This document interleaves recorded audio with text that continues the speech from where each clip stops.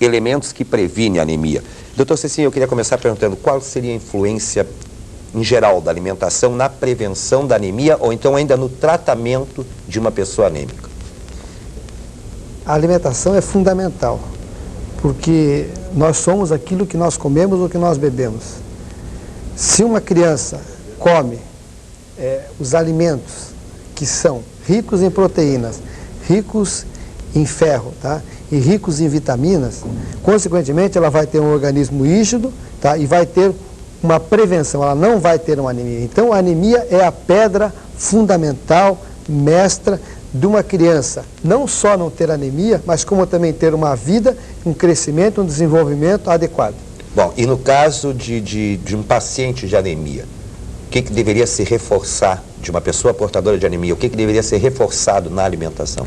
Bom, basicamente na criança, Roberto, a deficiência é por ferro. Então os alimentos que mais contêm ferro são principalmente a carne, quando contém sumo, tá? Quer dizer, ela tem que ter aquele sumo, principalmente o sumo da carne, e às vezes tem criança, a grande maioria não come a carne pela dificuldade de mastigar, então pode ser feito só e dado só o sumo da carne para a criança, é muito rico em ferro. O fígado é muito rico em ferro, miúdos, tá? É muito rico em ferro. O vegetal como espinafre é muito rico em ferro, o feijão, tá? E principalmente a gema de ovo, e a gema de ovo, eu sempre falo ovo caipira. O que é um ovo caipira? O ovo caipira é aquela galinha que come milho, porque tem a galinha que come ração e a galinha que come milho. Caipira é a galinha de fundo de quintal. De fundo de quintal, que a gema é bem amarela, e aquele amarelo intenso, e você come o ovo e você fica com aquele gosto da gema na boca. E você come um ovo desse que a gema é clara, você como se não tivesse comido nada. Então esses são os alimentos mais ricos, tanto em proteína como em ferro. Bom, então reforçar a dosagem de ferro dentro da alimentação. E o senhor recomendaria na criança, tipo, além da alimentação, fortificantes que contenham ferro na sua forma? Bom, o fortificante ou a vitamina ou o ferro numa concentração maior, ela só tem indicação quando uma criança for ao médico, o médico faz o exame e constata que o índice de anemia é um índice importante, então, além da alimentação, ele pode, para aumentar rapidamente o nível da hemoglobina e do hematócrito, repor junto com a alimentação algum tipo de conteúdo férrico via oral, especificamente para aquele caso. Doutor Cecinha, em diferentes fases da primeira infância, em alguns casos é numa fase, em alguns casos em outra fase, um assunto que transtorna e transforma qualquer lar, principalmente de pais de primeira viagem, pais de primeiro filho, quando o meu filho não come. Sempre, né, vai transformar um lar, vai transformar, a criança de repente para de comer. Por que isso acontece? Bom, então para entender isso, tá, nós temos que voltar. Você sabe que quando a criança nasce, tá, ela mama praticamente de 3 em 3 horas. E mama uma quantidade boa, tanto do leite do seio, como mama, tá, na mamadeira, se não tiver leite do seio. E ela ganha em torno de 700 a 900 gramas por mês. E cresce em torno de 3 centímetros por mês. No final de um ano, do primeiro ano de vida, essa criança triplicou o peso dela, geralmente, e aumentou 50% o comprimento dela. Quando ela chega em um ano, ela de 1 para 2, ela aumenta apenas 10% o peso e menos de 10% o comprimento. Então, o que acontece? Acontece uma desaceleração do ganho de peso e de comprimento.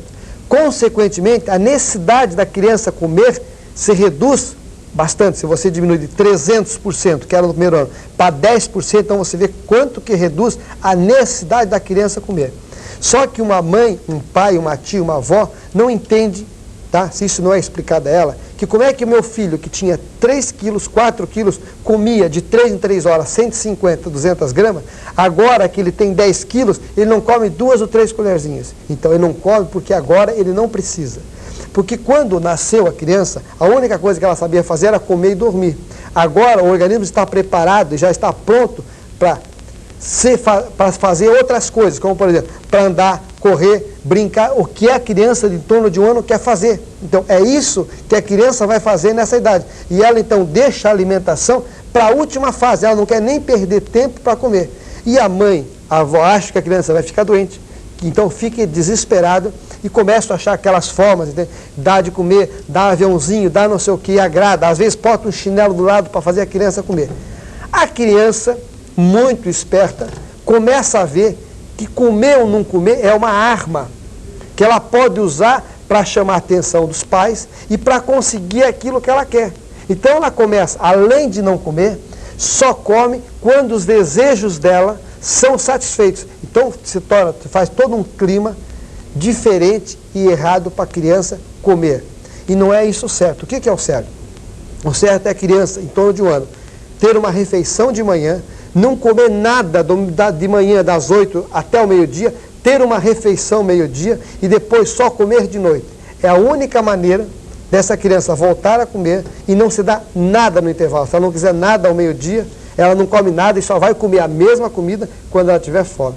E o problema maior é que as mães, como a criança não come, então acaba dando doce, bolacha, não sei o que, iogurte, e dando... Isso tudo pode até ser dado, mas sempre depois que a criança comeu uma quantidade razoável de alimentação sadia, como carne, como feijão, como frutas, como legumes, coisas que vão fazer bem à saúde física daquela criança. Nós em casa sempre tivemos essa política, não quer comer, não come, deixa de lado. De repente vai sentir fome e vai comer aquela comida que rejeitou naquela hora. Doutor Ceci, uma reclamação que as mães muito fazem. Meu filho come, come, come e não engorda. Por que isso acontece? Não a reclamação, por que o filho come, come, come e não engorda? Porque você vê que, se você pegar, você vai ver que você tem vários padrões de pessoas. Vamos pegar um adulto, que é mais fácil. Você vê que você é uma pessoa longilínea, magra e alta, eu sou uma pessoa normolínea, quer dizer.